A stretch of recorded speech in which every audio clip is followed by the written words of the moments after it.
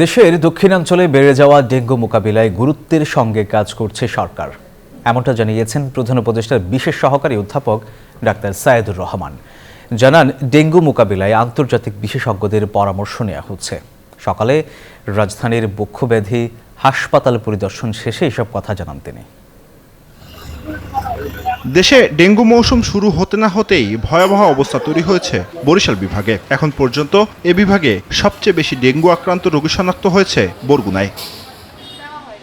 তথ্য বলছে, এ জেলায় এ পর্যন্ত ডেঙ্গু রোগী শনাক্ত হয়েছে 1903 জন, আর মৃত্যুর সংখ্যা এখন পর্যন্ত 13 জন। রাজধানী ঢাকায়ও শনাক্ত হচ্ছে ডেঙ্গু রোগী। বিশেষজ্ঞদের আশঙ্কা, পরিস্থিতি সামনের দিনগুলোতে আরও ভয়ঙ্কর হতে পারে।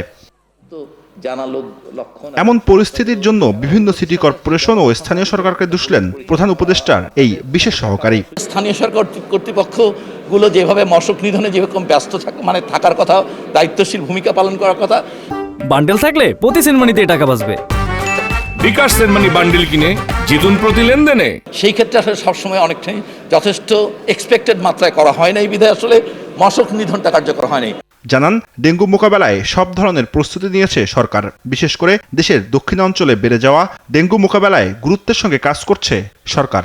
যেই জায়গাগুলোতে বেশি স্পোরাডিক্যালি অনেক বেশি ডেঙ্গু কেসেস, সেখানে আমরা স্পেশাল টিম গিয়েছে এবং সেখানে যে অ্যাবান্ডেন্ট যথেষ্ট পরিমাণে আইভি ফ্লুইডের সাপ্লাই রাখা এবং ডেঙ্গু গাইডলাইনটা আমরা একেবারে বিশ্বের, আমাদের দেশের একজন পৃথিবী বিশ্ব স্বাস্থ্য সংস্থার টেকনিক্যাল অ্যাডভাইজারি গ্রুপের মেম্বার, ওনাকে দিয়ে আমরা আমাদের যে গাইডলাইন সেটা আপডেট করছি।